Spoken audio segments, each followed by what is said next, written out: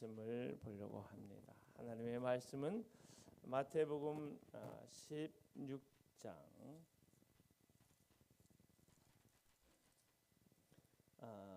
21절에서 28절 말씀입니다.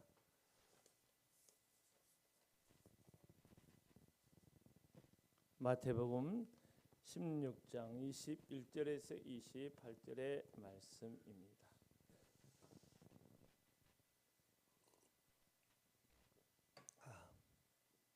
우리 함께 합독하기 원합니다. 시작. 이때로부터 예수 그리스도께서 자기가 예루살렘에 올라가 장로들과 대제사장들과 서기관들에게 많은 고난을 받고 죽임을 당하고 제3일에 살아나야 할 것을 제 아들에게 비로소 나타내시니 베드로가 예수를 붙들고 항변하여 이르되 주여 그리 마옵소서 이 일이 결코 주께 미치지 아니하리이다. 예수께서 돌이켜 베드로에게 이르시되 사단아 내 뒤로 물러가라. 너는 나를 넘어지게 하는 자로다. 내가 하나님의 일을 생각하지 아니하고 도리어 사람의 일을 생각하는도다. 이에 예수께서 제 아들에게 이르시되 누구든지 나를 따라오려거든 자기를 부인하고 자기 십자가를 지고 나를 따를 것이니라. 누구든지 제 목숨을 구원하고자 하면 잃을 것이요 누구든지 나를 위하여 제 목숨을 잃으면 찾으리라. 사람이 만일 온 천하를 얻고도 제 목숨을 잃으면 무엇이 유익하리요? 사람이 무엇을 주고 제 목숨과 바꾸겠느냐? 인자가 아버지의 영광으로 그 천사들과 함께 오리니 그때에 각 사람이 행한 대로 갚으리라. 진실로 너에게 이르노니 여기 서 있는 사람 중에 죽기 전에 인자가 그 왕권을 가지고 오는 것을 볼 자들도 있느니라. 아멘. 아멘. 사랑하는 동역자 여러분, 그리고 예배자 여러분, 우리 하나님의 은혜와 평강이 주를 사랑하는 모든 우리 분들에게 있기를 축복합니다. 할렐루야.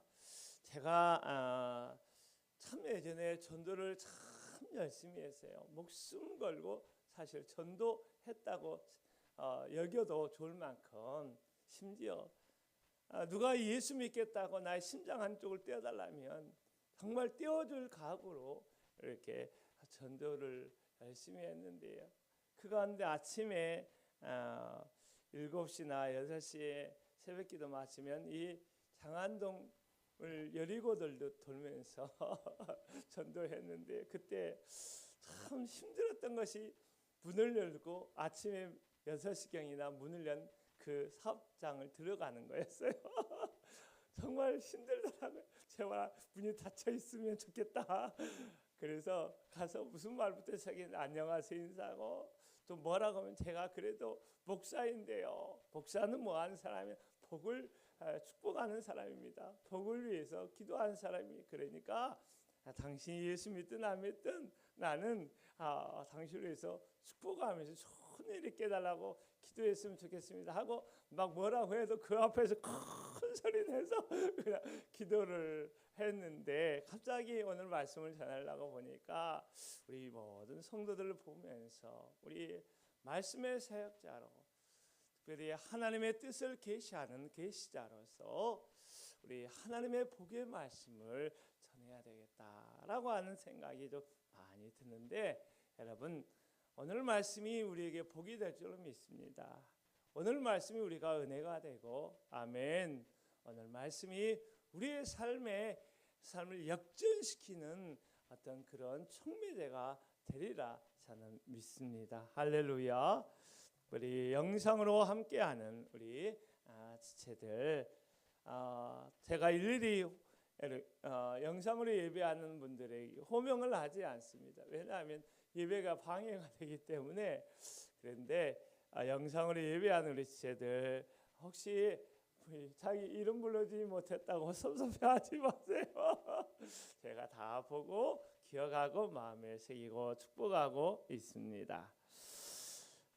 사랑하는 성도 여러분, 오늘 본문의 말씀 바로 앞에는 베드로가 주는 그리스도시요 살아계신 하나님의 아들이십니다 라고 베드로의 영적인 통찰력과 지혜를 넘어선 위대한 고백을 했던 것을 우리가 기억합니다. 이 놀라운 고백을 한 베드로를 보면서 우리 주 예수 그리스도께서 바요나 시몬아 내가 복이 있다 라고 말씀하시면서 이 반석 위에 내 교회를 세우리라 라고 하면서 창대한 하나님 나라의 비전을 열어 보여주셨습니다. 그런데 오늘 말씀에 보면서 우리가 너무나 소스라치듯 놀라운 충격을 받는데, 그와 같이 위대한 놀라운 고백했던 베드로를 향하여 사단아 내 뒤로 물러가라 라고 하면서 엄중하게 책망을 하시는 것을 볼 수 있을 거예요. 왜 예수님께서 이와 같이 엄중하게 책망하셨을까? 우리가 한번 베드로가 되어서 그 상황 속으로 들어가면서 왜 예수님 나를 그렇게 책망하셨어요? 라고 질문하듯 한번 말씀을 들어보면 어떨까 싶습니다. 오늘 본문의 단락은 세 단락으로 나누어져 있어요. 21절의 말씀을 보면 예수 그리스도께서 예루살렘을 올라가서 순환을 받을 것이다, 고난을 당할 것이다 라고 하는 첫 번째 순환 예고, 고난의 예고가 21절에 나오는데요.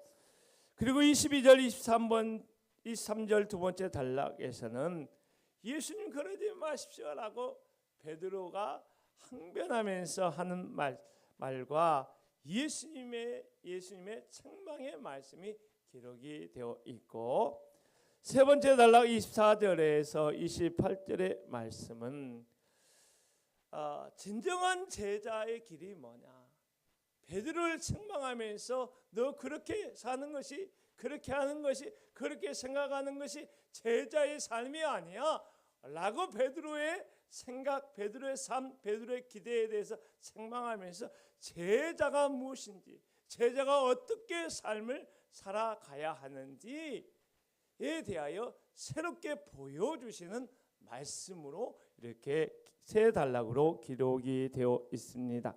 우리 21절의 말씀을 한번 읽어볼까요? 시작.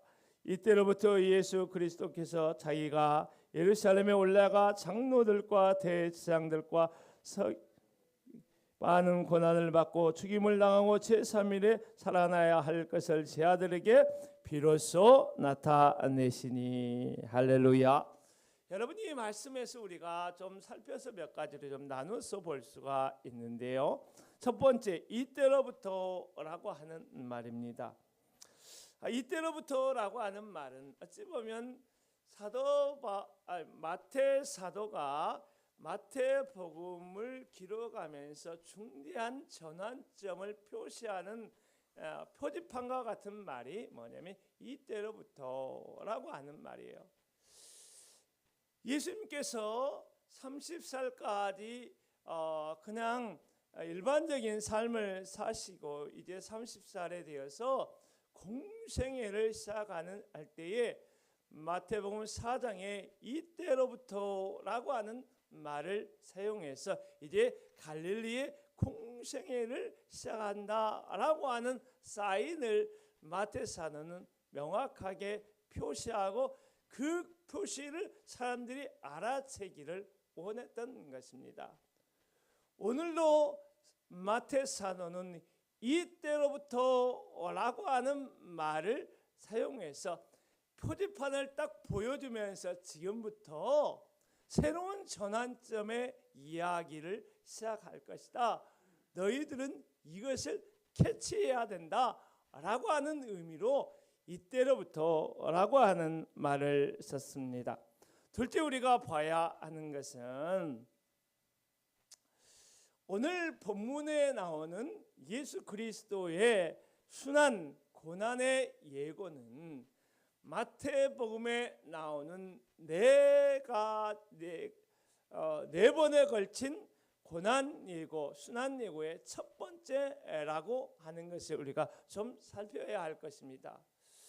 지금까지 예수님은 많은 사람들, 무리들, 군중들을 대상으로 말씀하시고 가르치시고 치유하시는 그러한 사역을 했다라고 한다면, 지금부터는 예수님의 사역의 포커스는 어디에 있느냐면 제자들에게 있었던 거예요.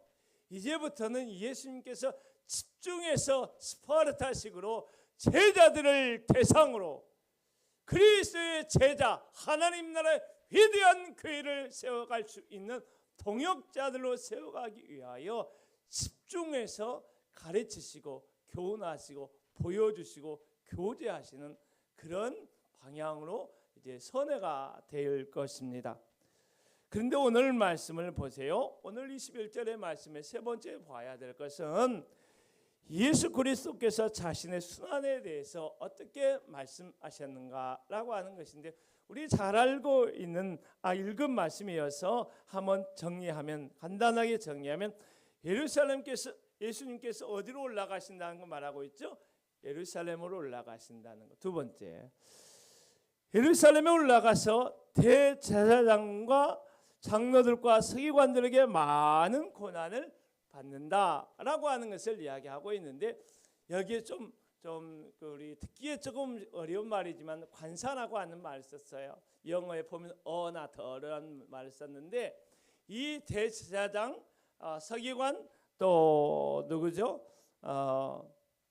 장로들을 이 관사 하나로 묶어가지고 이 사람들은 이제 한 무리가 되었다, 하나가 되었다, 이라는 것을 이렇게 표시하고 있는데, 이들은 원래 하나가 될 수 없는 무리였어요. 그런데 놀랍게도 이들이 지금 한 무리가 되어서 예수님을 대적하고 예수님을 죽이려 하는데 이게 일심을 다하고 있다라고 하는 것을 우리가 봐야 될 거고, 근데 세 번째는 예수님이 그들에게 고난을 받고 죽임을 당할 것이다. 이것이 세 번째로 이야기한 거. 네 번째는 놀랍게도 예수님께서 3일 만에 죽임을 당하고 부활하실 것이다 라고 이야기를 했어요.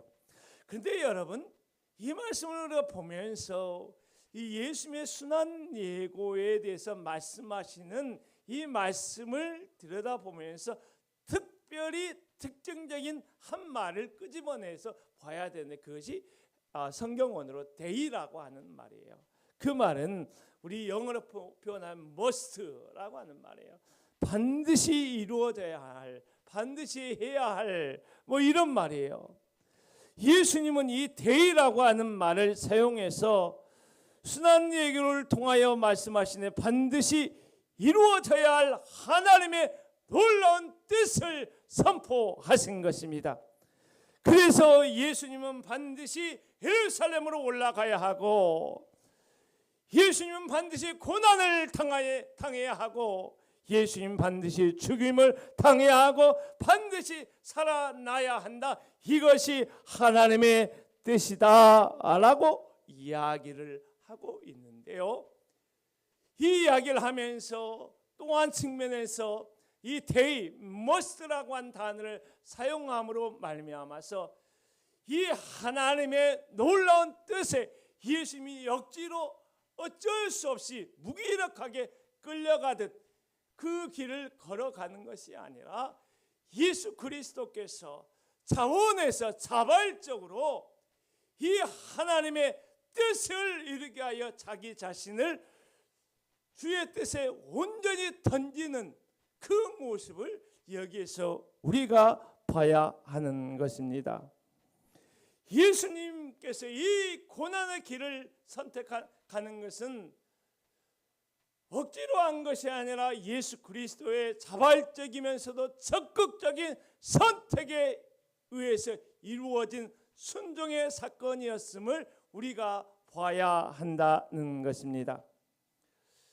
저는 예수 그리스도께서 자원하여 하나님의 뜻을 따라 십자가를 향하여 나아가는 이 모습을 보면서 특별히 아브라함이 많이 생각이 나더라고요.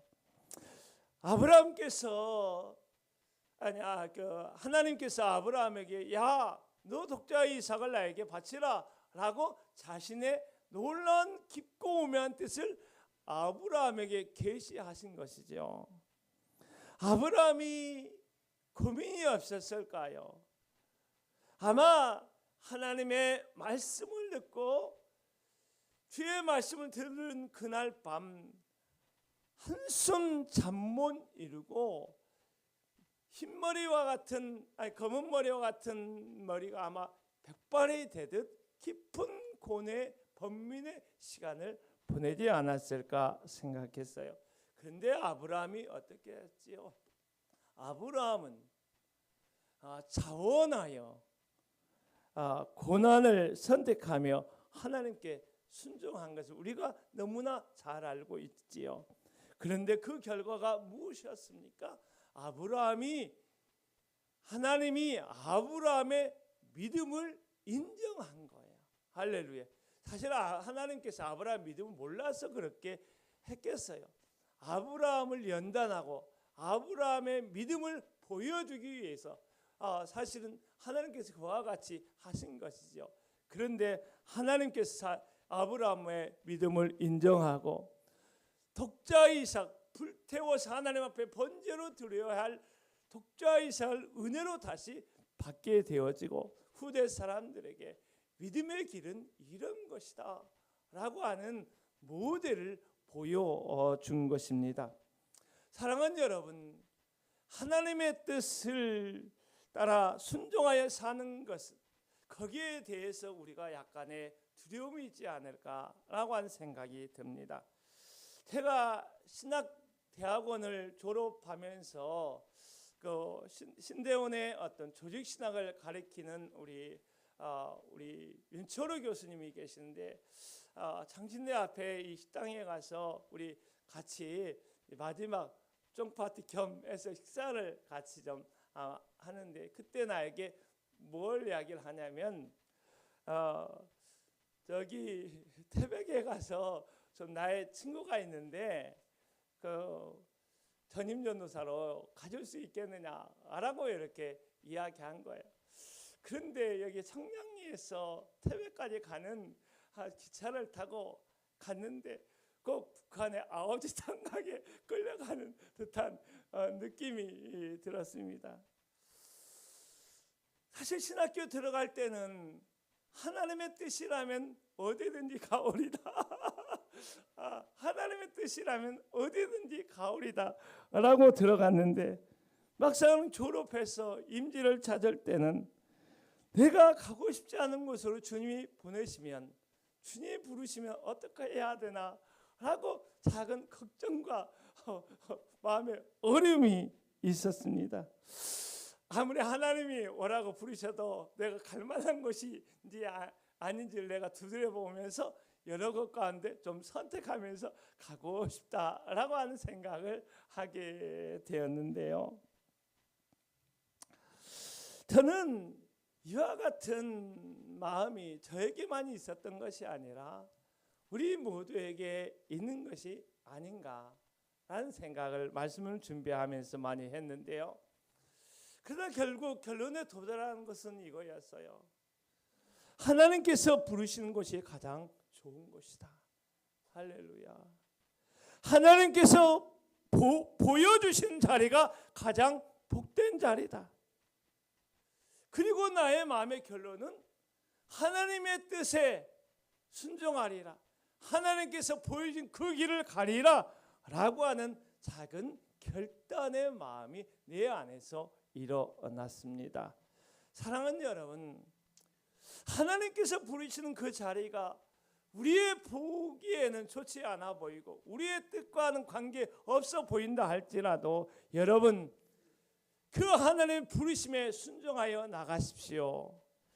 그러면 우리의 생각을 뛰어넘는 부활의 큰 영광을 우리가 만나게 될 것입니다.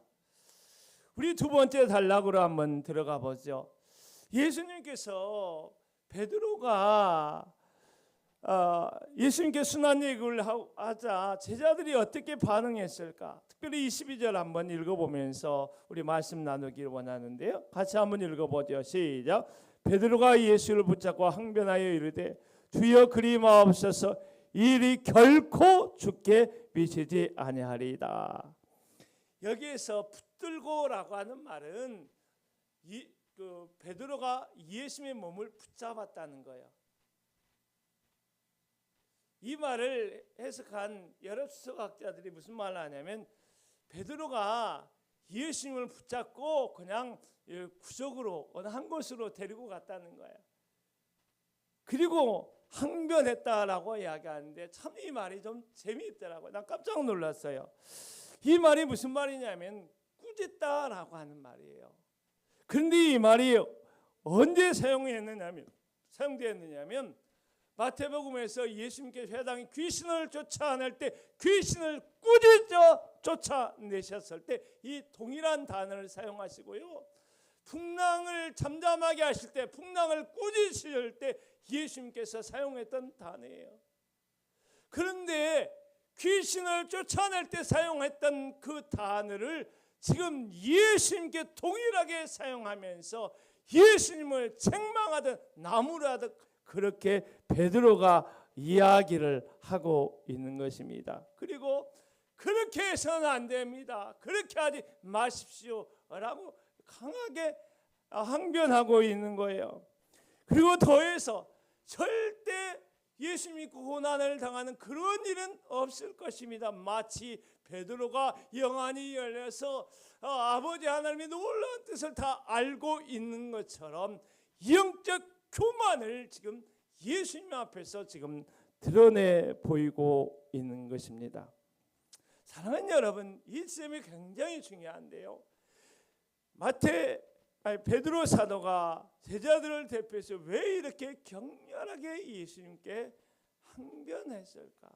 예수님을 붙잡고 한쪽으로 와서 그렇게 꾸짖듯 이야기를 했을까라고 하는 거예요. 베드로와 제자들의 생각에 고난받는 메시아는 그들이 생각했던 메시아가 아니었던 거예요. 그들이 생각했던 메시아는 그 당시의 시대의 정신으로 포장되어서 드러났던 것처럼 정치적이고 군사적인 메시아였던 것입니다. 베드로가 주는 그리스도시여 살아계신 하나님이라고 고백했을 때, 이 고백을 받으신 예수님께서 너는 복이 있다 라고 말씀하셨을 때, 이제 제자들과 예수님이 예루살렘으로 올라가면서 수많은 군중들을 통하여 무리를 규합하여 헤롯 왕가를 무너뜨리고 군대를 조직하여 로마의 군대를 무찌르고 새로운 왕조를 세울 것이라는 기대감과 설레임이 베드로를 비롯한 제자들의 마음에 있었던 것입니다. 그리고 그들은 그렇게 세워진 이 땅의 새로운 왕조에서 참으로 중요한 위치를 차지하게 될 것이라고 하는 부풀어 오르는 꿈에 붙잡혀 있었던 것입니다. 그런데 예수님이 어떤 말씀을 하셨나요? 예루살렘에 올라가서 고난을 받고 죽게 될 것이라고 말씀하고 있고, 뜬금없이 3일 만에 죽었다 부활할 것이라고 그들의 이성으로 이해할 수 없는 그런 말도 안 되는 그런 이야기를 지금 하고 있는 것입니다. 이 말씀을 듣고 베드로와 제자들이 얼마나 충격을 받고 놀랐겠습니까?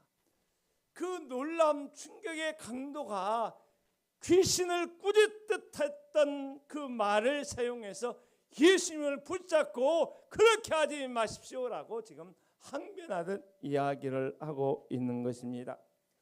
베드로는 여기에서 자신의 세상 욕망을 위하여 어찌 보면 예수 그리스도의 뜻을 꺾으려고 시도하고 있었던 것입니다. 그런데 예수님께서 베드로에게 어떤 말씀을 하셨을까요? 23절을 보십시오. 23절 시작. 예수께서 돌이키심에 베드로에게 이르시되 사단아 내 뒤로 물러가라. 너는 나를 넘어지게 하는 자로다. 내가 하나님의 일을 생각하지 아니하고 도리어 사람의 일을 생각하는도다. 이와 같이 말씀하고 있습니다. 예수님은 사단아 내 뒤로 물러가라 라고 말씀하셨습니다. 이 말은 사실은 예수님께서 광야에서 시험 받을 때 사단에게 했던 사단아 물러가라 할렐루야 했던 동일한 말을 지금 베드로에게 사용하시면서 사단아 내 뒤로 물러가라 이렇게 이야기를 하고 있는 거예요. 베드로가 사단이거나 혹은 귀신이 들렸다라고 하는 말이 아니라 지금 베드로가 사단의 도구로서 하나님의 뜻을 꺾으려 하는 그 사단의 영향권 안에 있다라고 하는 것을 짚어주고 있는 말씀이라고 볼 수 있는 거죠.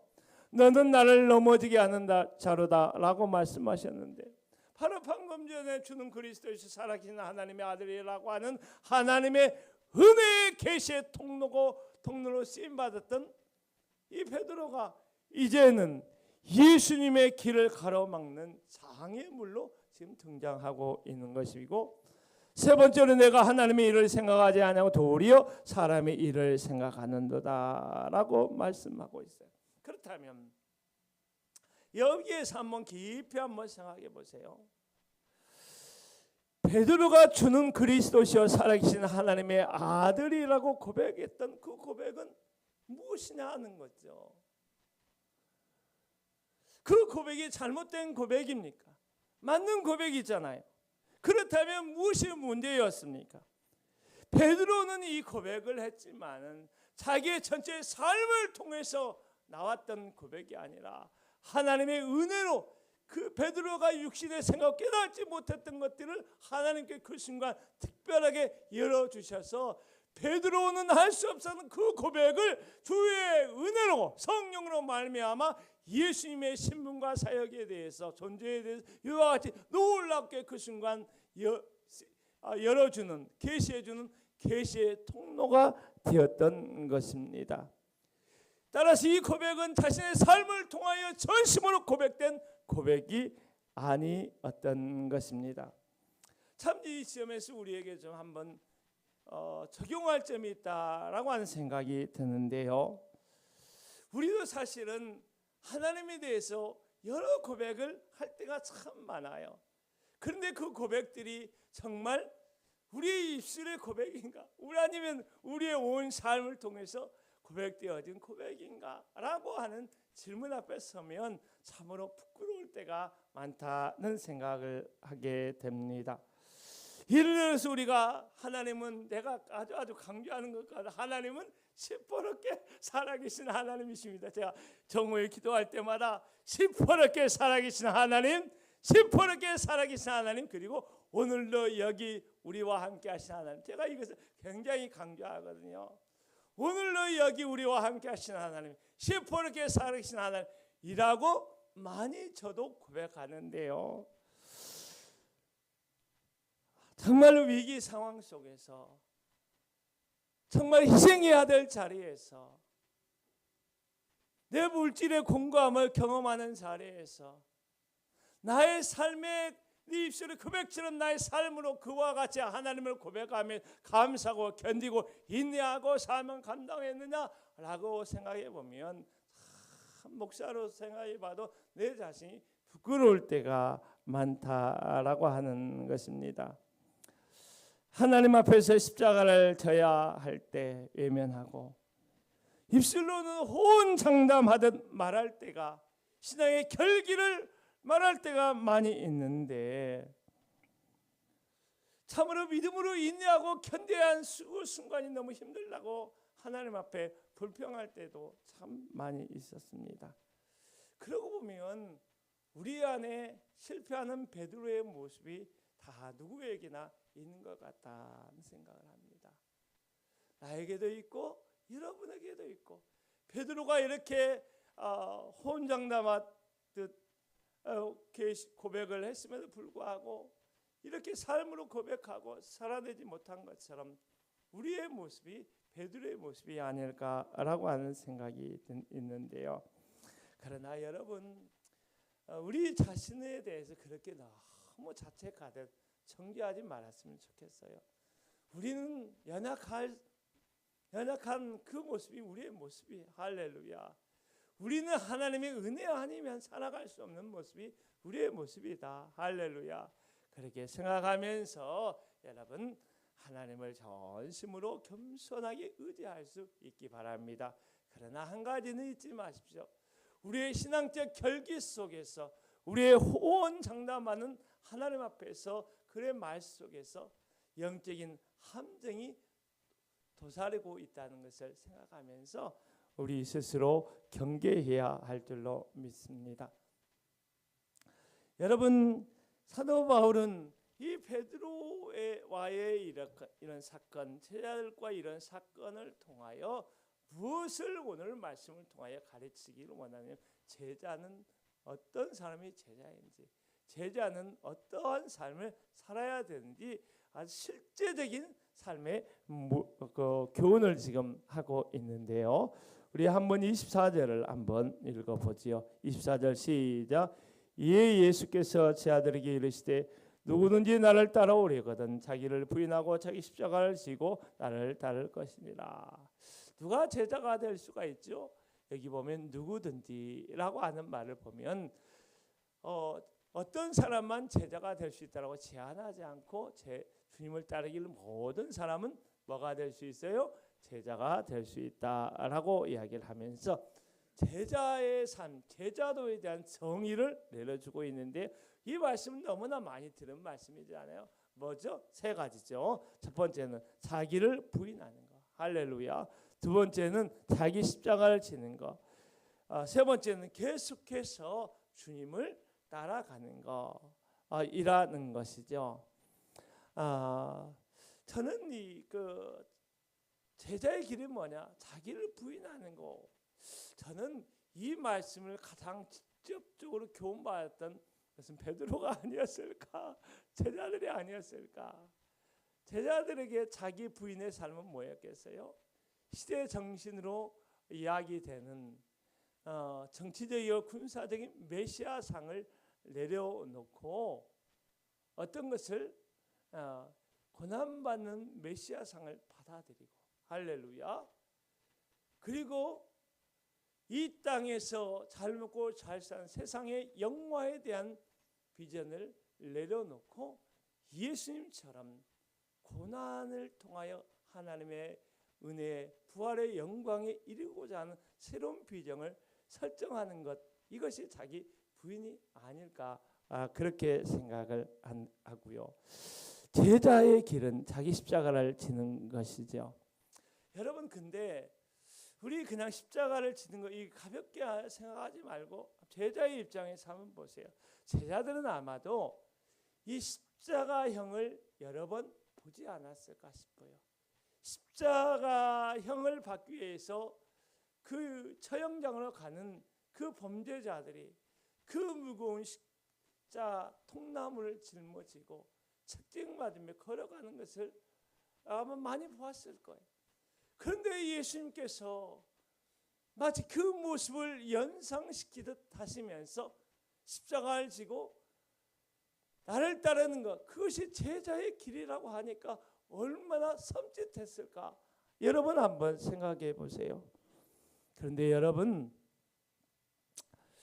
제자의 길을 걸으며 십자가를 진다는 것, 만만치 않은 고난이 예상되지만 우리가 이것을 한번 뒤집어 생각해 보면 우리가 또 다르게 생각할 수가 있어요.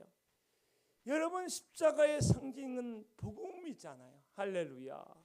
복음 속에 뭐가 나타나냐면 의의 계시가 나타나는 거예요. 그래서 여러분, 십자가를 칠 때만 하나님의 칭의의 은혜를 삶에 실제로 경험하게 되는 역전의 역사가 실제로 일어나게 되는 거예요. 할렐루야.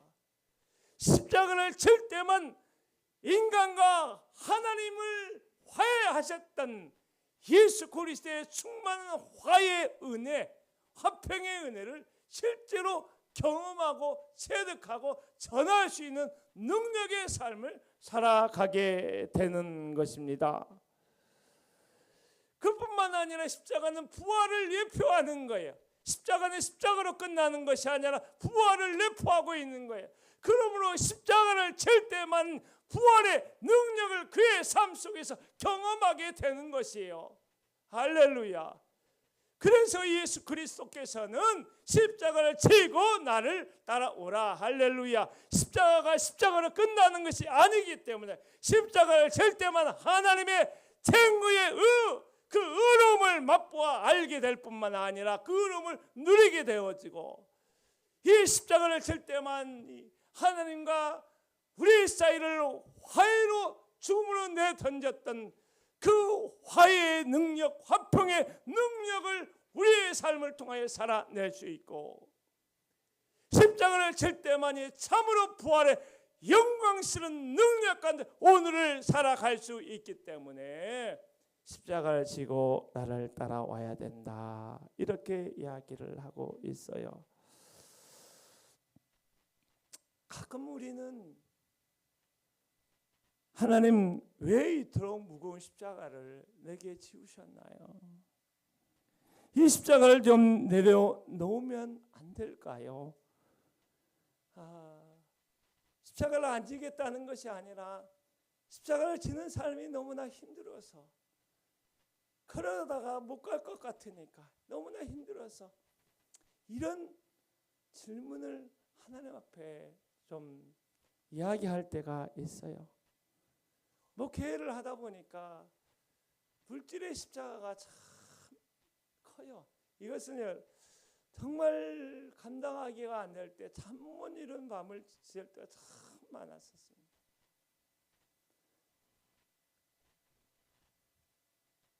자녀가 때로 십자가가 되기도 하고요.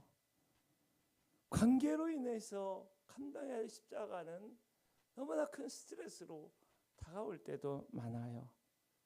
그런데 외면할 수 없는 십자가는 사명의 십자가죠. 내 자녀를 외면해도, 내 가정을 외면해도, 다른 어떤 것을 외면해도 하나님이 주신 이 사명을 내가 외면할 수가 없어요. 그래서 이 십자가를 지고 갈 때 가끔은 하나님 좀 이거 좀 내려놓으면 어떨까요? 라고 이렇게 할 때가 많이 있는데요. 여러분이 이것을 너무나 잘 하셨던지 왜 십자가를 져야 하는지 살짝 덧붙이는 말씀이 25절에서 28절의 말씀입니다. 25절, 26절은 한글 성경이 번역하지 않았지만 왜냐하면이라는 말이 있어요. 왜냐하면 이래서 너희가 십자가를 져고 따라야 된다, 이 말을 덧붙였는데요. 한번 25, 26절을 한번 읽어보지요. 시작. 누구든지 제 목숨을 구원하고자 하면 잃을 것이요, 누구든지 나를 위하여 제 목숨을 잃으면 찾으리라. 사람이 만일 온 천하를 얻고도 제 목숨을 잃으면 무엇이 유익하리요? 사람이 무엇을 주고 제 목숨과 바꾸겠느냐. 여기 반복되는 단어가 목숨이라고 하는 것이잖아요. 십자가를 지다가 목숨을 잃는다고 해도 그것은 그 생명, 목숨을 잃는 것이 아니라 어떤 그 영원한 생명을 얻는 길이다. 그래서 십자가를 져야 된다, 이렇게 이야기하고 있고요.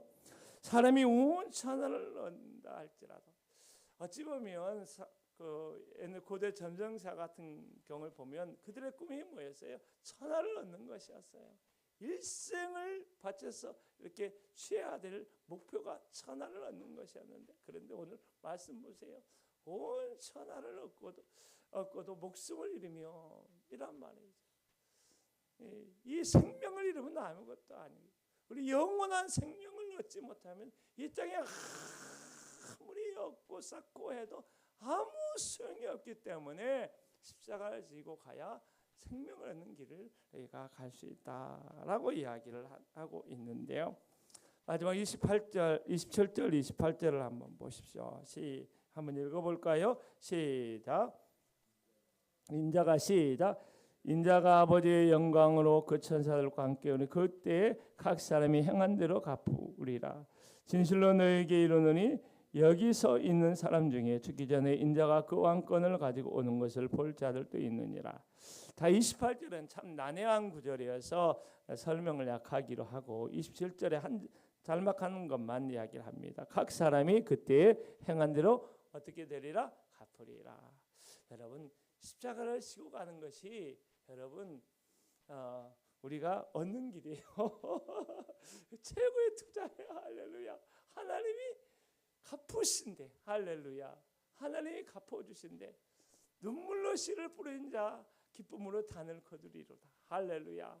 그 시편의 말씀처럼 우리가 십자가를 지고 생명의 씨를 뿌리는 삶을 살아가게 되면, 자기를 부인하는 삶을 살아가게 되면 우리 하나님께서 갚아주시리라. 할렐루야. 각 사람에게 갚아주리라. 할렐루야. 자, 말씀을 마무리하려고 합니다. 예수님께서 십자가의 순환을 이야기했을 때 베드로는 거칠게 항의했지요. 그러자 예수님께서 베드로에게 사단아 내 뒤로 물러가라. 너는 나를 넘어지게 하는 자로다. 내가 하나님의 일을 생각하지 아니하고 도리어 사람의 일을 생각하는도다. 여기에서 내가 하나님을 생각하지 아니하고 도리어 사람의 일을 생각하는다. 여기만 조금만 더 살펴보려고 하는데요. 하나님의 방법과 인간의 방법이 다를 때가 얼마나 많습니까? 이스라엘 백성이 홍해 앞으로 가는 것은 인간의 생각에는 죽는 것이었지만 하나님 앞에는 그것이 사는 길이었어요.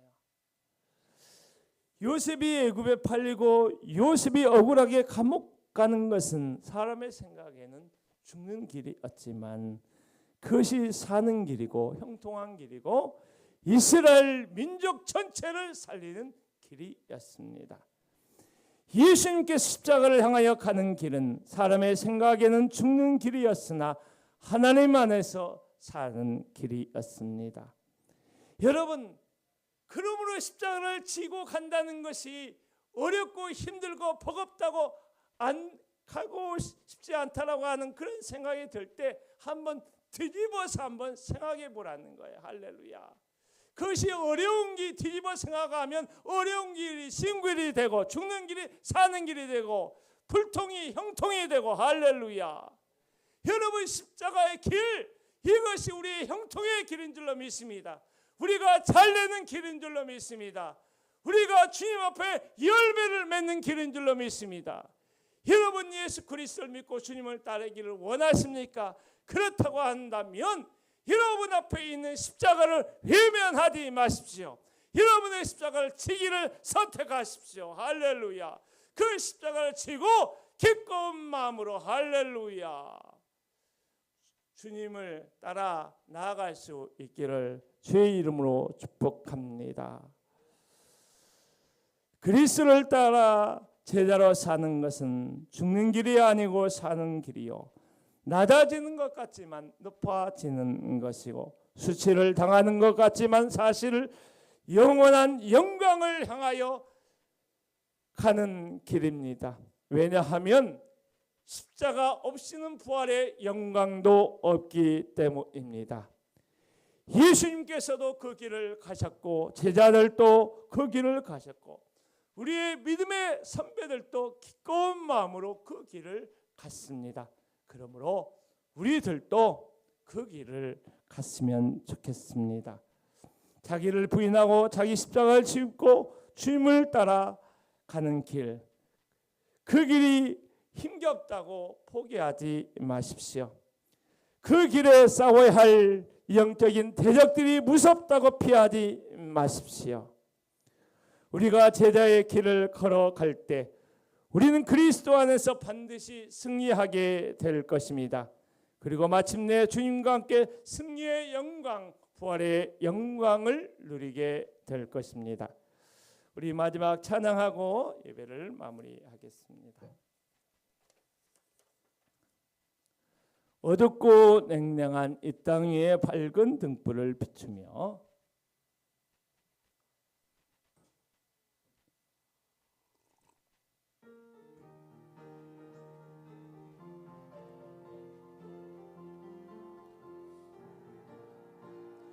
어둡고 냉랭한 이 땅 위에 밝은 등불을 비추며 참된 진리를 가르친 아름다운 우리 교회요.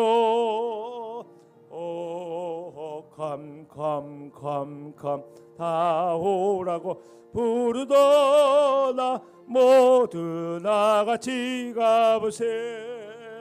참된 진리를 가르치는 아름다운 우리 교회요. 전덕 위에 아름다운 우리 교회가 서 있네. 어린 내 시절 영나옵던 사랑하는 우리 교회요. 오 컴 나오라고 부르더라. 모두 나같이 가보세.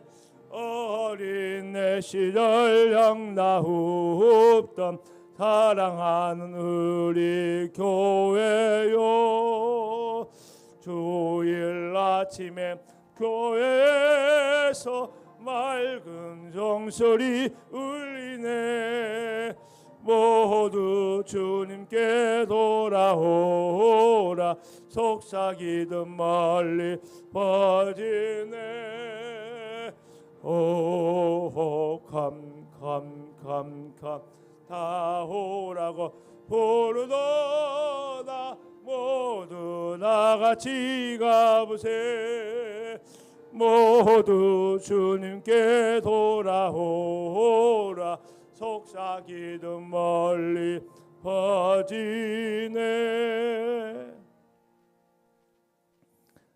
사랑하는 여러분, 여러분에게 있는 십자가, 여러분 참으로 지고 주님을 따라가고 있습니까?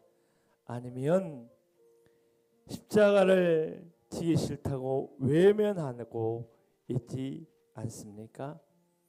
우리가 그리스도의 제자라고 고백한다면 우리는 이 십자가를 지고 주님을 기꺼이 자원하여 따라가야 할 것입니다. 그 십자가 힘겨움도 있지만 그 십자가를 지고 나갈 때 하나님의 칭의의 의를 실제의 삶 속에서 놀랍게 경험하게 될 것이며 화해의 역사를 경험하게 될 것이며 십자가를 칠 때만이 부활의 살아있는 능력을 오늘 우리의 구체적인 삶의 현장에서 경험하게 될 것입니다.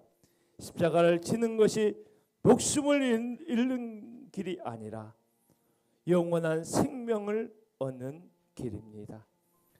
지금은 우리 구주 예수 그리스도의 은혜와 아버지 하나님의 놀라운 사랑과 성령의 내주 역사 충만하심이 십자가를 지고 주님을 따르는 모든 제자된 하나님의 백성들 가운데, 교회 가운데, 이 나라 이 민족 세계 열방 가운데 영원히 함께 하시기를 간절히 축원하옵나이다.